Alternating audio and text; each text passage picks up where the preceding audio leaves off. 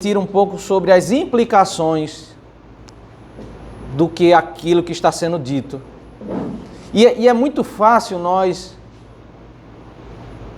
começarmos a pensar em um assunto, sermos conduzidos a pensar nas implicações desse assunto, e daí a pouco nós nos desviamos e não tratamos propriamente do assunto, mas das implicações desse assunto.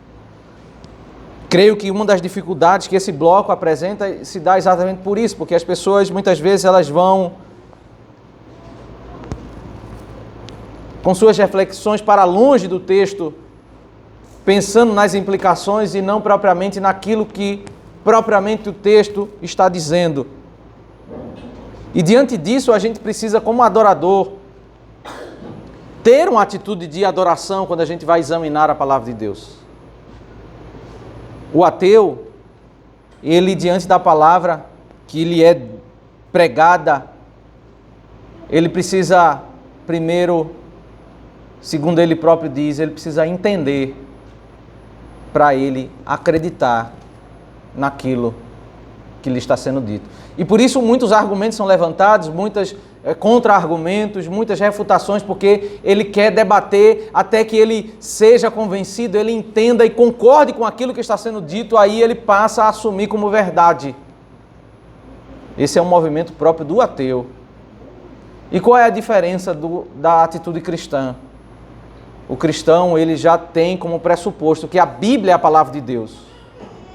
Em primeiro lugar, ele acredita, ele concorda com tudo aquilo que está sendo dito.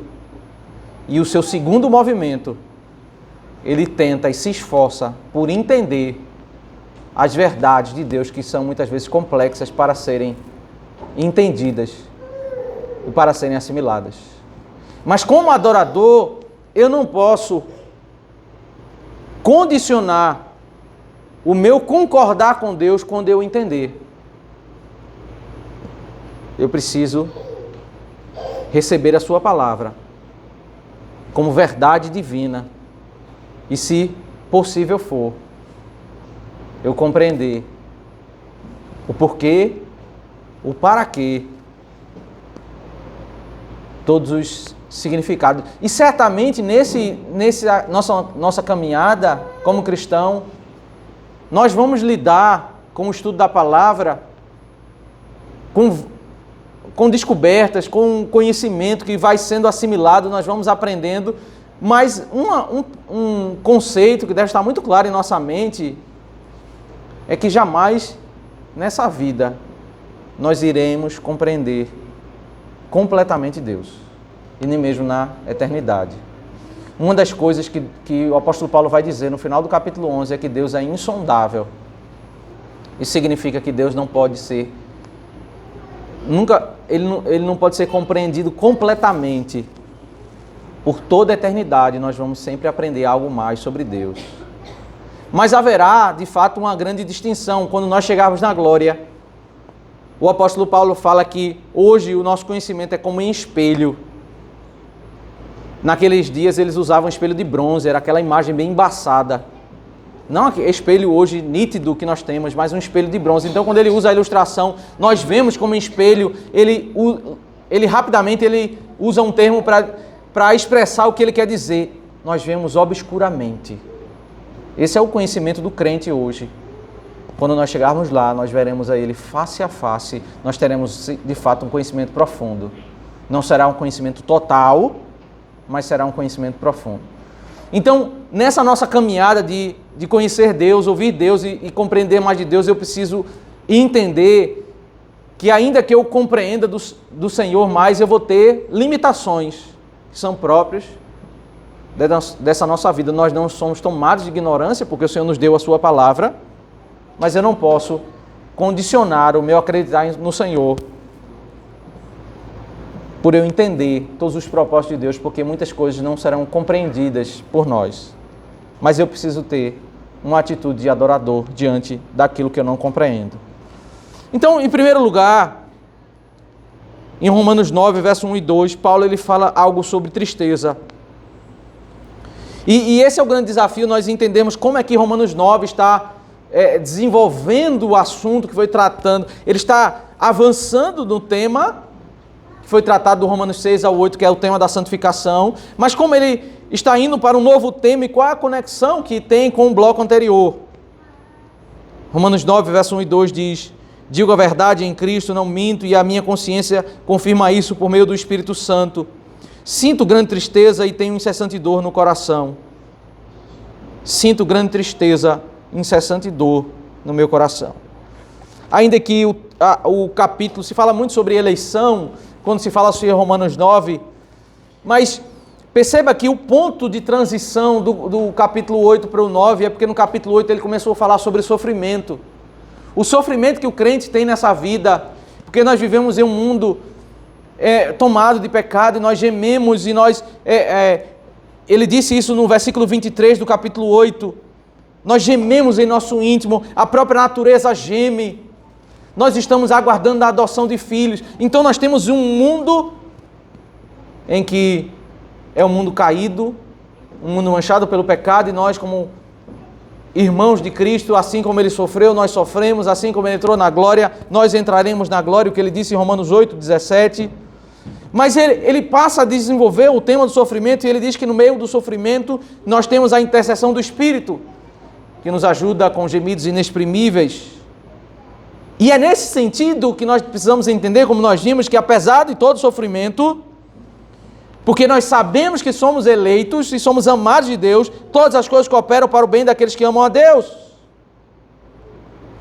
E é nesse sentido que, apesar de sermos como ovelhas para o matadouro, no verso 36 e 37, ele diz: apesar de sermos ovelhas para o matadouro, nós somos mais do que vencedores. Porque ainda que eu perca tudo, perca a minha vida, os meus parentes, eles sejam assassinados, eu sou um vencedor, porque a vitória aqui não é sobre algo da terra, mas é algo do céu, eu vou para a glória. Ele está mencionando vários sofrimentos, e aí tem algo que, de fato, mexe muito com o coração de Paulo. O consolo para o cristão no meio do sofrimento vai chegar um dia que eu vou entrar na glória. Mas aí, quando ele pensa no tema de entrar na glória, ele começa a refletir sobre os seus amigos, os seus compatriotas, os judeus, aqueles que iam para o templo com ele, liam a Bíblia com ele, cantavam hinos com ele, cantavam salmos, faziam a leitura continuada das Escrituras. Aqueles que iam para a adoração com Paulo, ele lembra nessas pessoas e ele diz: eu tenho uma profunda dor, uma profunda tristeza, por olhar para meus amigos que não reconhecem Cristo.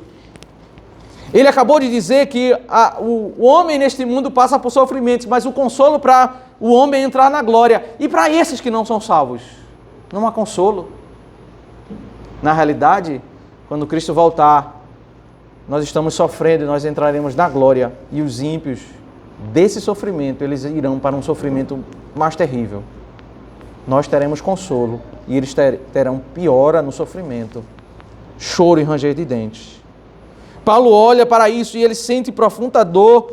E um judeu, ao ouvir Paulo dizer isso, ele não acreditaria, porque ele diria que Paulo é um homem mentiroso. Paulo é um homem que abandonou o judaísmo, abandonou os seus amigos, abandonou a comunidade. E aí ele faz aquilo que os estudiosos dizem que ele não usa o termo juramento, mas uma expressão própria de quando o adorador no Antigo Testamento ele fazia um juramento.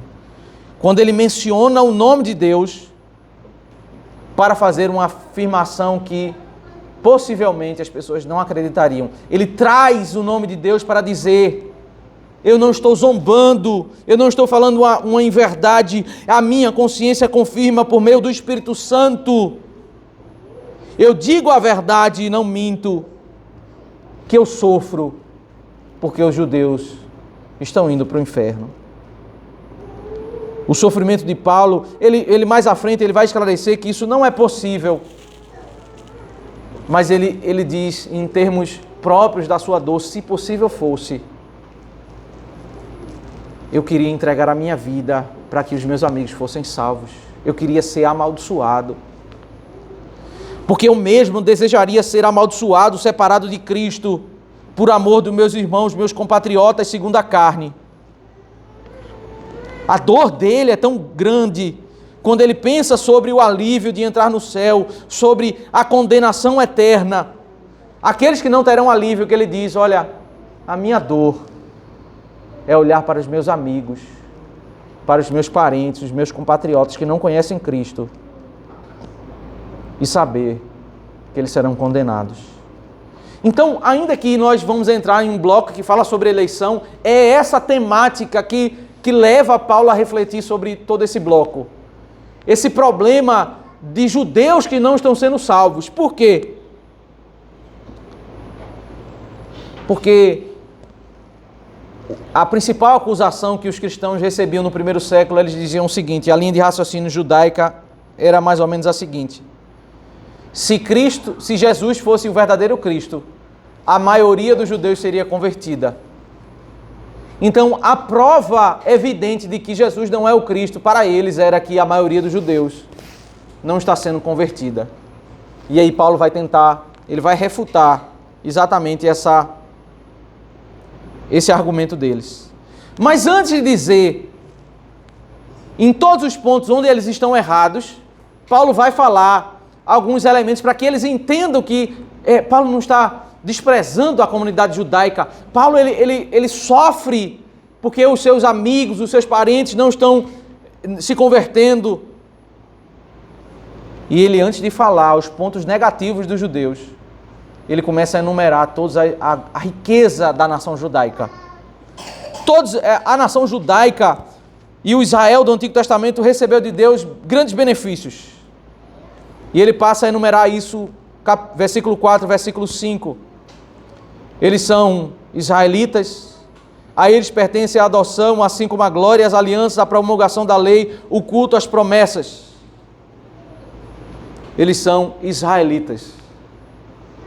Deus escolheu um indivíduo, e se você conhece bem a história, você sabe que esse indivíduo, ele não era merecedor de nada, porque em toda a história da família de Abraão, você vê um homem sempre tentando tirar vantagem, o nome dele é Jacó. É um homem que, até na hora do parto, ele tentou puxar o seu irmão para sair antes. Um homem perverso, que o seu pai, cego, próximo à morte, segundo eles achavam, porque ele ainda demorou muitos anos para morrer, mas eles achavam que ele iria morrer logo ali. Ele mesmo mentiu para o pai, enganou o pai, sem nenhum respeito. Deus escolheu esse homem, chamou ele de Israel e deu aos seus descendentes a bênção de serem escolhidos, serem favorecidos. A nação de Israel, ela não era, meus irmãos, melhor do que nenhuma outra nação. Era uma nação de ímpios, era uma nação de perversos. E Deus escolheu essa nação. É exatamente isso que significa essa expressão, a eles pertence à adoção. Você lê o Antigo Testamento, é impossível você ler o Antigo Testamento e não encontrar essa expressão, Israel, meu primogênito. Israel é o meu primogênito, ele é o meu filho, o meu primeiro filho. Deus escolheu aquela nação e favoreceu como nenhuma outra.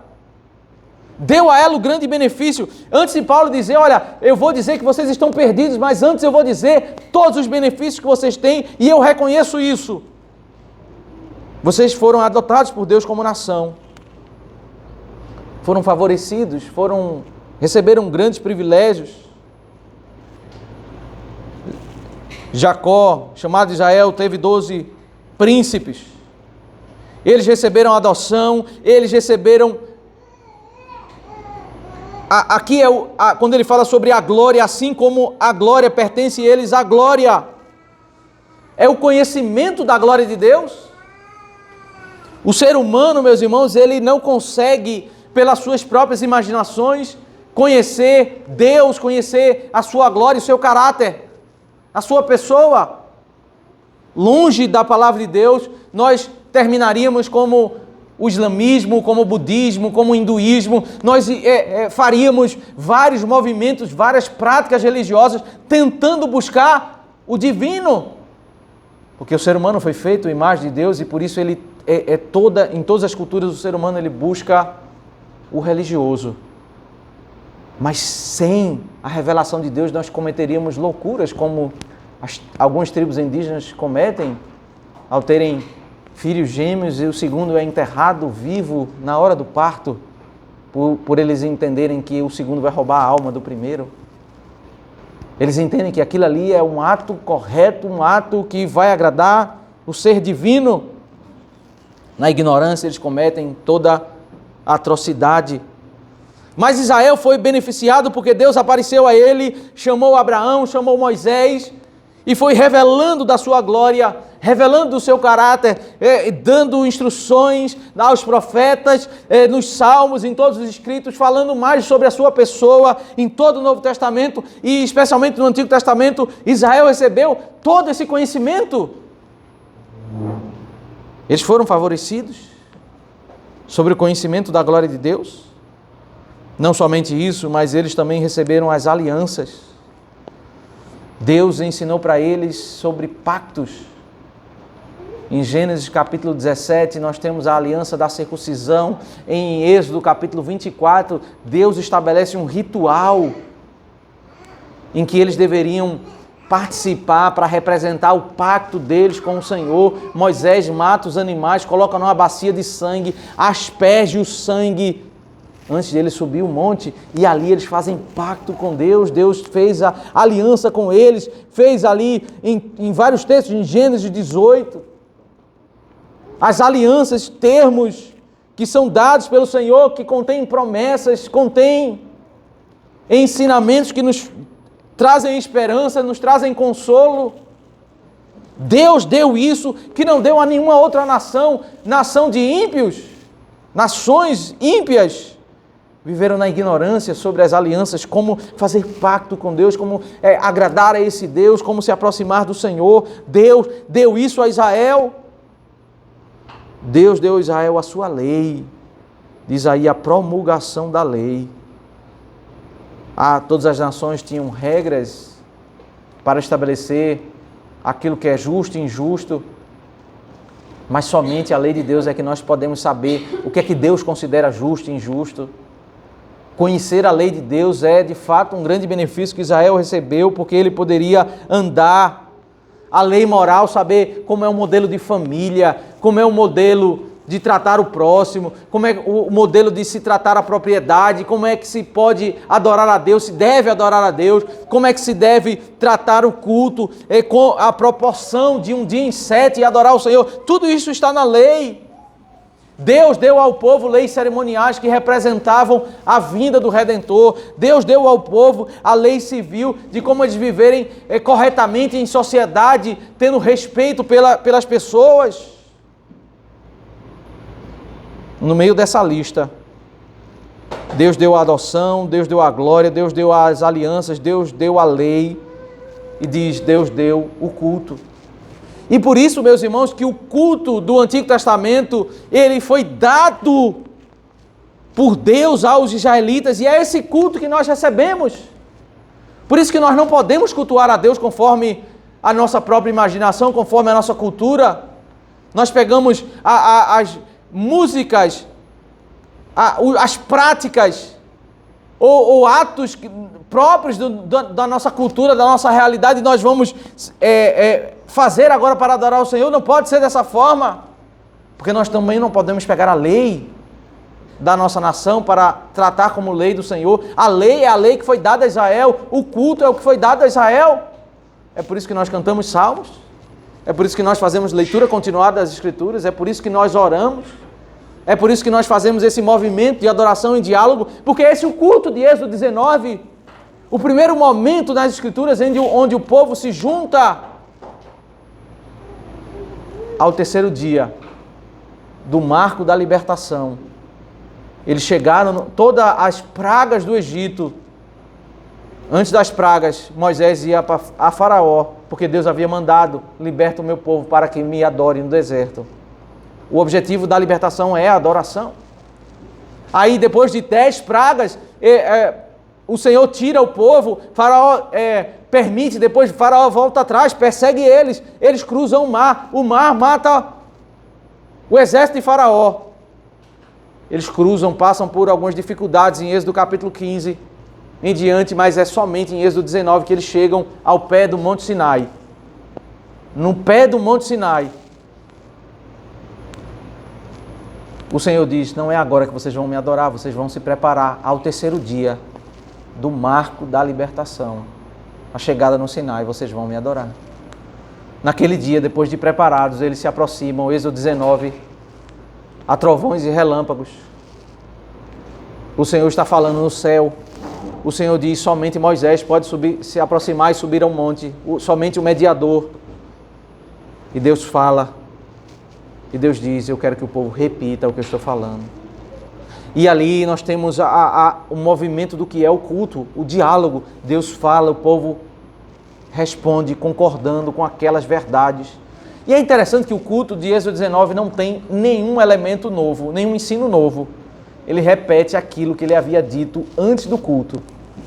As palavras reveladas deveriam ser repetidas no culto. Elas foram usadas para serem ensinadas, serem assimiladas e serem concordadas pelo povo do Senhor. E é exatamente isso que nós fazemos no culto. Nós chegamos ao culto não para ouvir uma nova doutrina, mas para ouvir a verdade revelada, meditar nela e que o nosso coração encontre quebrantamento diante dessa palavra revelada. Deus deu a Israel o culto, e é esse culto que nós estamos e devemos viver.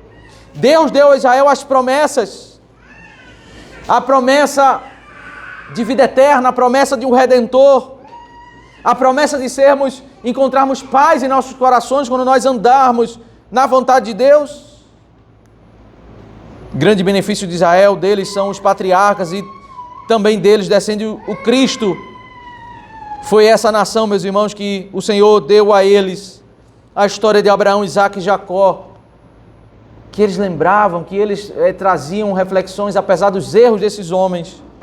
Eles foram homens de fé, homens que eles tinham alegria, orgulho de se lembrar dos atos de adoração, de como eles temeram a Deus, de como eles viveram em temor ao Senhor. Deus deu a eles os patriarcas, Deus deu a eles a promessa, e deles descende o Cristo segundo a carne. Jesus, ele veio dos judeus, ele foi um judeu, descendente de judeu, o qual é sobre todos, Deus bendito para sempre. Amém. Paulo diz: olha, toda essa riqueza é a riqueza da nação judaica. Eu estou triste porque eles estão perdidos, mas eu reconheço toda a riqueza que a nação judaica recebeu. Quando eu falo sobre culto, quando eu falo sobre lei, quando eu falo sobre patriarcas, quando eu falo que o Messias vem deles, a adoção, a história, a glória, as alianças, tudo vem dos judeus. Deus deu para os judeus, e agora os judeus passam essa riqueza para todo mundo. Mas ainda assim, eu tenho profunda tristeza no meu coração. A linha de raciocínio daqueles judeus do primeiro século era: se os judeus não reconheceram, se a grande maioria dos judeus não reconheceram, é porque Jesus, ele não é o Cristo. Se você está dizendo que Jesus é o Cristo, significa que a palavra de Deus falhou. Porque aí, meus irmãos, havia uma interpretação equivocada deles do Antigo Testamento. Eles interpretaram o Antigo Testamento dizendo que os textos de Gênesis 12, que Abraão teria uma descendência numerosa, eles interpretavam entendendo que os judeus, todos os judeus, eles seriam abençoados. Os ímpios, as outras nações seriam perdidos, mas os judeus seriam abençoados. Aí Paulo, ele diz, no versículo 6 ao versículo 9, ele vai argumentar que a palavra de Deus não falhou. E não pensemos que a palavra de Deus falhou, porque nem todos os de Israel são de fato israelitas. Não pensemos, é interessante que Paulo ele usa essa frase, porque essa frase ela é desafiadora. É como se ele dissesse: nem todos do Brasil são brasileiros, nem todos que são de Israel, nem todos que são descendentes de Jacó são israelitas. Parece incoerente. Mas aí ele passa a argumentar sobre aquilo que ele desafiou a reflexão dos seus leitores, quando ele diz: nem por serem descendentes de Abraão são todos seus filhos. O judeu, ele chamava todo descendente, o seu filho, o seu neto, o seu bisneto, ele chamava de filho. E ele diz: olha, nem todos os descendentes de Abraão são seus filhos. Pelo contrário, por meio de Isaac será chamada a sua descendência. O que Paulo está dizendo, meus irmãos, é que nem todo israelita que nasceu naquela região, que é descendente de um judeu, ele de fato é um israelita no sentido espiritual do termo. Então Paulo ele vai começar a trabalhar o termo com duas conotações. Uma conotação de nacionalidade e uma conotação de ser filho de Deus, de ser israelita no sentido espiritual. Se essa é a interpretação que vocês fazem do Antigo Testamento é que todos os judeus seriam salvos, eu quero dizer para vocês que nem todos de Israel, no sentido nacional, são de fato Israel, no sentido espiritual. Nem todos os filhos de Abraão são de fato seus filhos no sentido espiritual. Isso aqui, meus irmãos, entenda a proporção de como os seus leitores e os judeus entenderam essa frase. Isso significa chocar toda a comunidade judaica, porque eles liam, quando você lê Gênesis 12, Gênesis 15 ou Gênesis 17, que diz assim, que Abraão seria pai de muitas nações, que ele seria pai de multidões. Como você interpreta isso? O judeu, ele interpretava dizendo o seguinte, que Abraão teria muitos netos, que Abraão teria muitos bisnetos. E Paulo está agora orientando eles a mudar a interpretação para eles entenderem que Deus não estava falando sobre número de filhos de Abraão, mas sobre número de crentes que teriam a mesma fé que Abraão teve. O número de filhos espirituais. Eles não estavam falando sobre número de filhos e netos. Isso significa que um judeu deveria mudar toda a sua concepção. Mas para que eles entendessem isso, Paulo precisa argumentar diante deles, porque isso significa reformular toda a perspectiva deles. O versículo 8 diz: isto é, não são os filhos da carne que são filhos de Deus, mas os filhos da promessa é que são contados como descendência. Não são os filhos da carne, literalmente, da genealogia de Abraão. Não são os filhos, os seus netos, literalmente, mas os filhos da promessa, aqueles a quem o Senhor prometeu que seria filho de Abraão. Os filhos prometidos, os filhos que são fruto daqueles que o Senhor escolheu e deu a Abraão. E aí é interessante que Paulo ele usa um argumento no próprio livro de Gênesis, porque quando Paulo está ensinando para os judeus do primeiro século, ele pode simplesmente ser recebido como um herege. Porque a característica da heresia é você rejeitar o ensino anterior e trazer um ensino que contraria o ensino anterior. Então, para que Paulo seja recebido com o seu ensino, como se esse ensino fosse um ensino correto, ele precisa argumentar no próprio Antigo Testamento. E ele vai usar dois exemplos. O primeiro exemplo é na história de Abraão e os seus filhos. E o versículo 9 diz: porque a palavra da promessa é essa, por esse tempo voltarei e Sara terá um filho.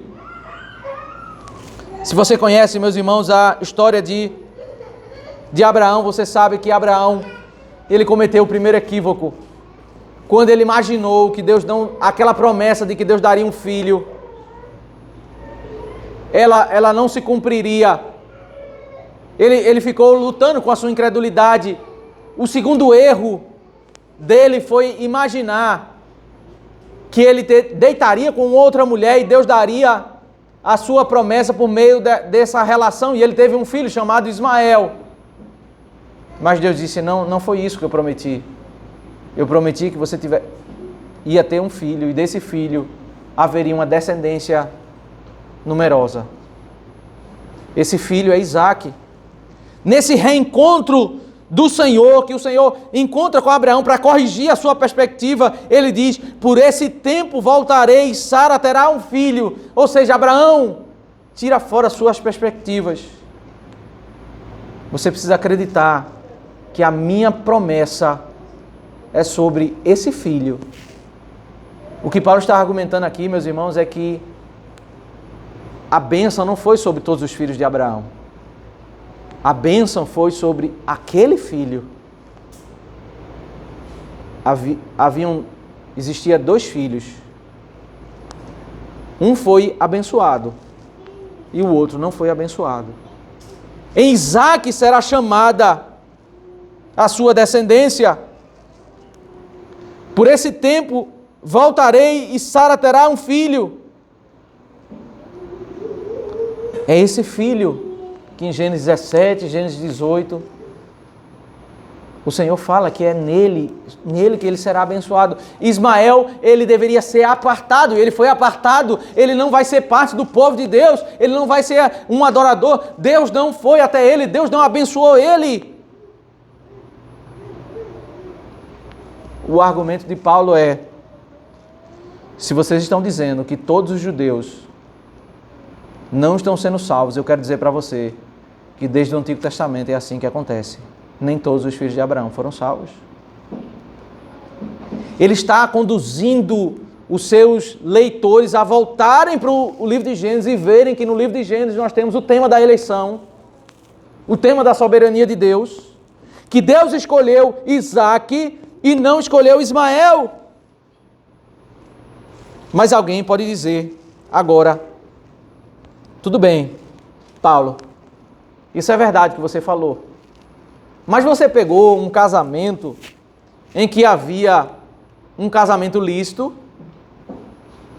que teve um filho, e uma relação que não foi uma relação lícita, quando ele se deitou com a serva da sua mulher, e talvez seja por isso que Deus não recebeu Ismael na sua igreja, porque era uma relação equivocada. Aí Paulo vai avançar na sua argumentação e agora ele cita um exemplo de um nascimento de 2 filhos gêmeos, onde Deus escolheu um e não escolheu o outro. E isto não aconteceu somente com ela, mas também com Rebeca, ao conceber de um só, de Isaque, nosso pai. E os gêmeos não eram nascidos, nem tinham feito o bem ou o mal, para que o propósito de Deus quanto à eleição prevalecesse, não por obras, mas por aquele que chama. Quando foi dito a Rebeca: o mais velho será servo do mais moço. Perceba, meus irmãos, o detalhe da argumentação de Paulo. Primeiro você precisa atentar para esse movimento. O primeiro exemplo que deve ser suficiente para nós é o exemplo de Abraão. Isaque foi salvo, Ismael não foi salvo. É por isso que alguns judeus são salvos e outros judeus não são salvos. A história está se repetindo.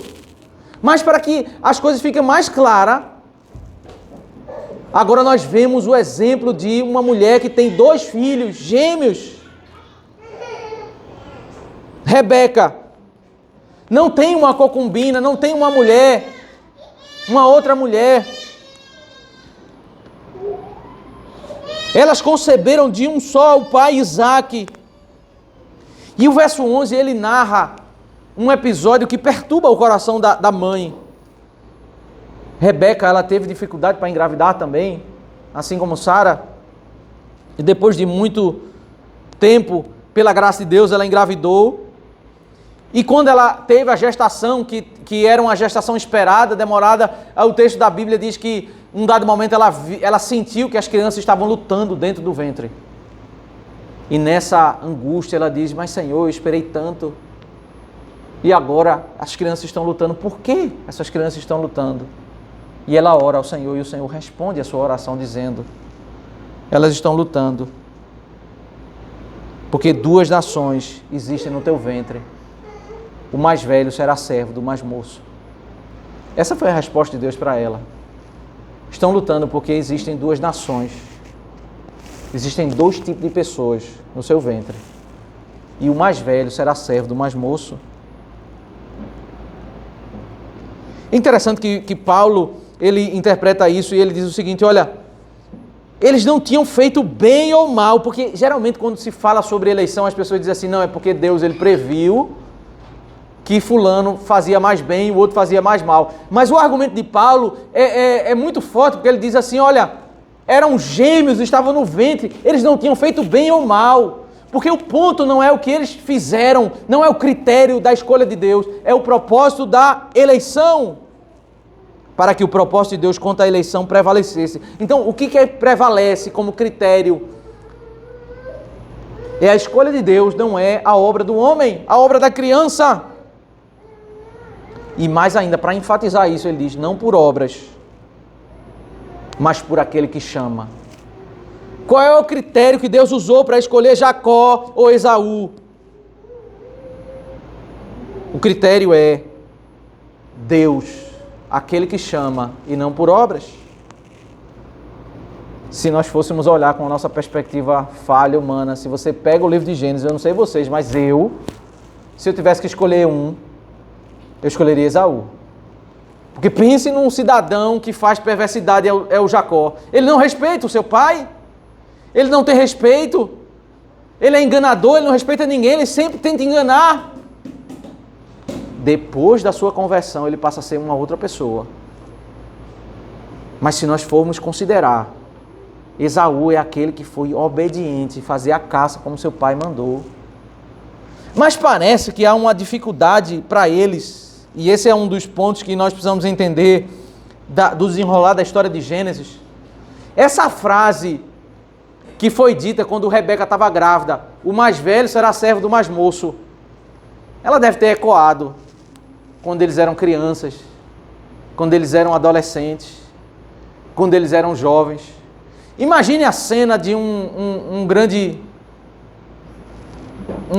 ambiente, como uma fazenda, quando havia vários funcionários, vários animais, vários benefícios para aquele que preside. Abraão era um homem rico, seus filhos homens ricos. O ato do pai, momentos antes da morte, ele chamava o primogênito e ele fazia uma cerimônia de passar a presidência de todos aqueles bens.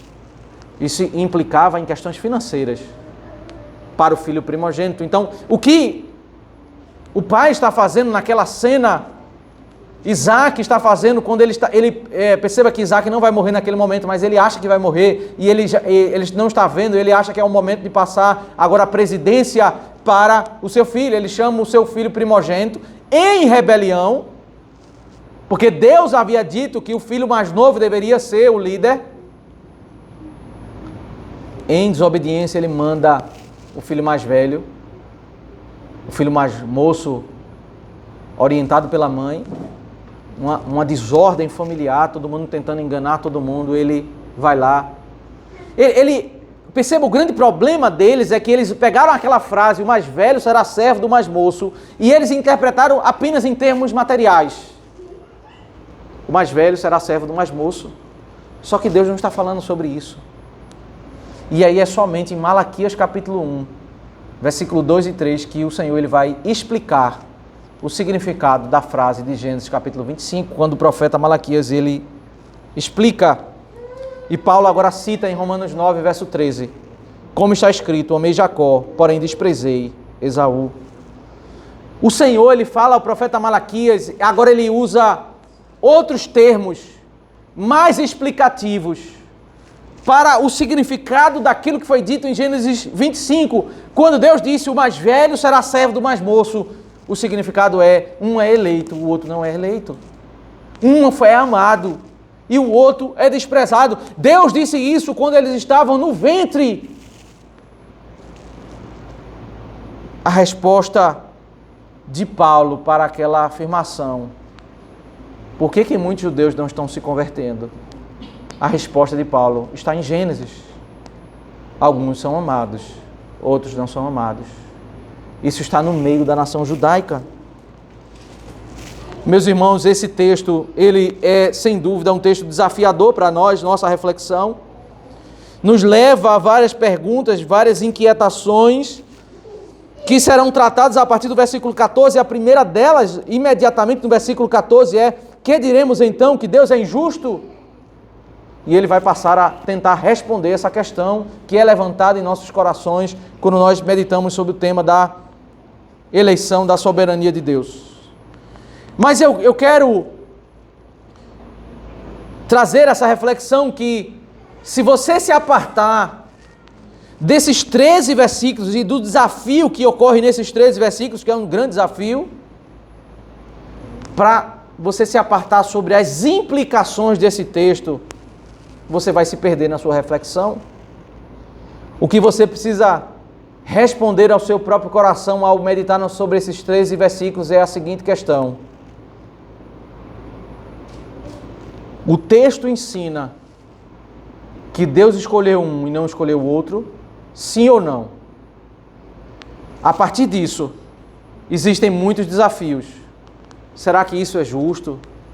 Quais são as implicações para os crentes a partir desse ensino? Como isso pode ser bem recebido ou mal recebido? Isso são implicações, mas não pense nisso agora. Você precisa pensar e responder, e não apartar o seu coração dessa pergunta: isso é uma interpretação equivocada ou isso é de fato o que o texto está dizendo? Deus escolheu um e não escolheu o outro. Paulo está ensinando isso para responder. Ele diz: eu estou triste. Se Paulo ficou triste, meus irmãos, ao refletir sobre o tema da predestinação e viu seus amigos e familiares ímpios, certamente o fato de ouvirmos a doutrina da predestinação, ela não vai nos trazer profunda alegria ao vermos nossas pessoas próximas, amigos, parentes que não conhecem o Senhor. Ela vai naturalmente nos trazer tristeza. Mas a dor não anula a realidade do texto de Gênesis ou a realidade do texto de Romanos. Paulo diz: eu estou triste.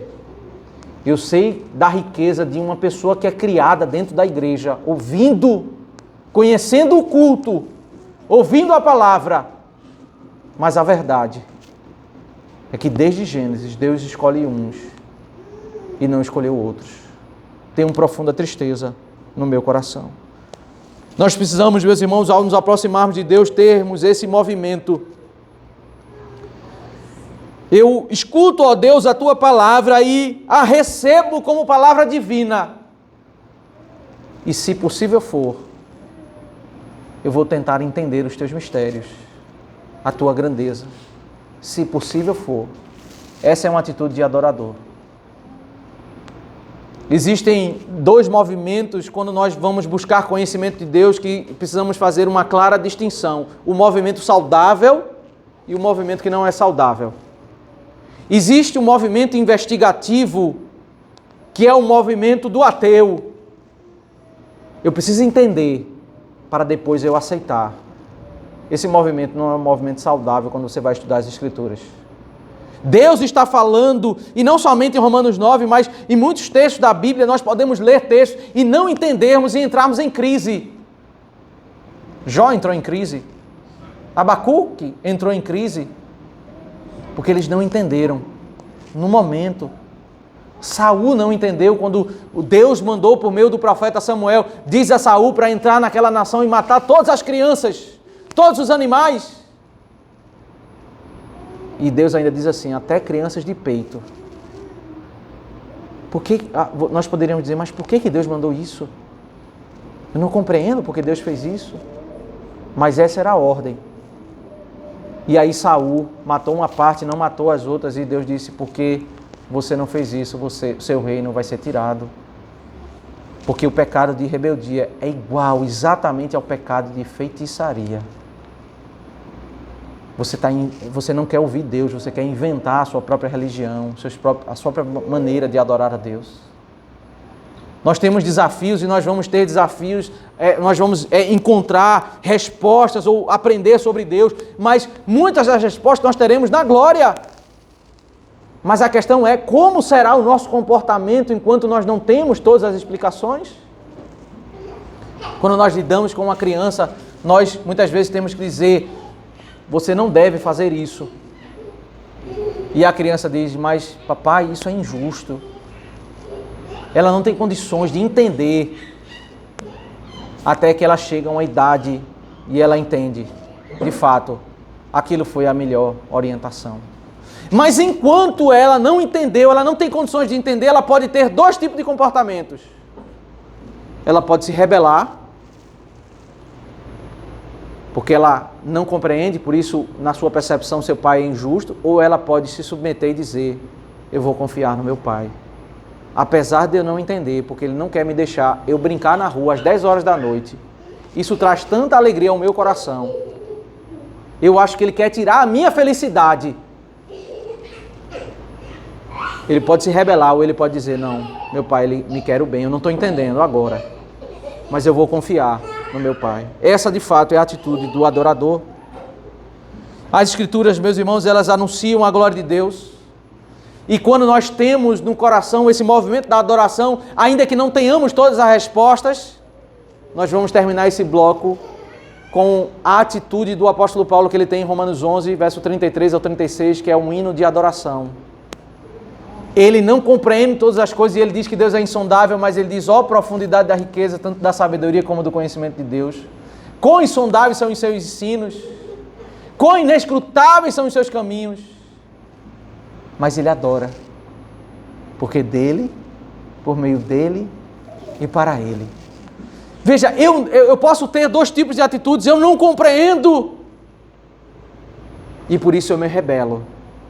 Jó disse: Deus, vem até aqui e eu quero argumentar com você para dizer e mostrar para você que você está errado. Eu posso fazer como o apóstolo Paulo: eu não compreendo, mas porque o Senhor é muito profundo, a tua glória é imensa.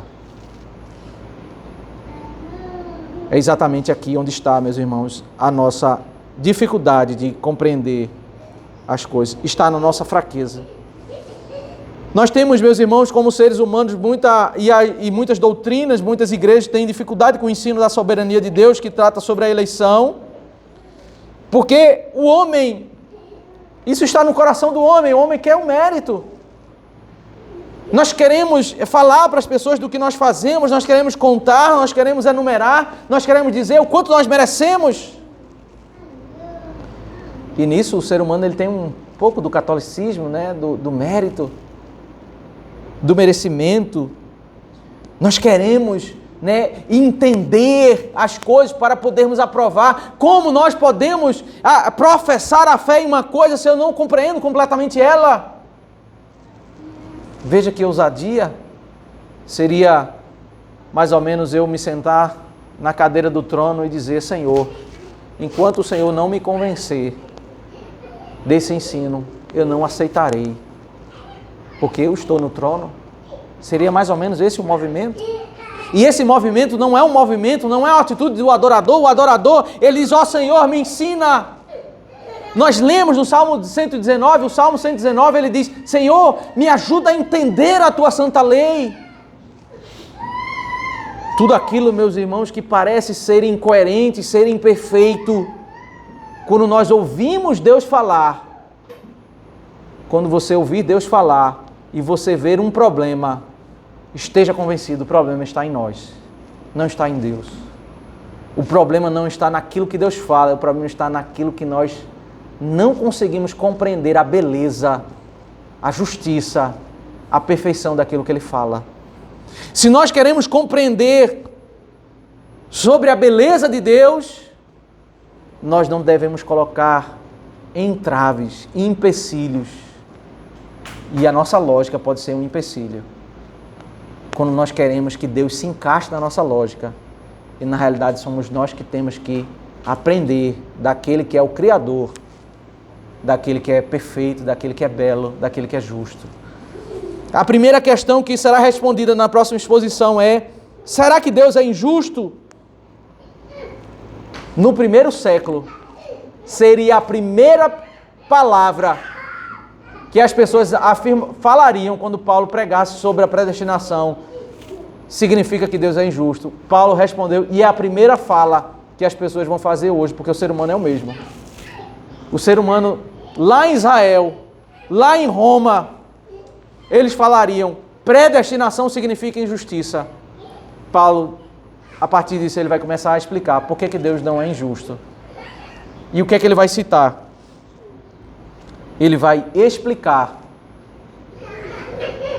aquele versículo que Deus respondeu a Moisés em Êxodo 33, quando Moisés pediu, Senhor, eu quero conhecer mais da tua glória. Aí Deus ensinou a Moisés a doutrina da predestinação. Você quer compreender mais da minha glória, Moisés? Deus ensinou para Moisés a doutrina da predestinação. Isso é uma porção da glória de Deus, é conhecer isso do Senhor. Que o Senhor Deus aplique a sua palavra aos nossos corações.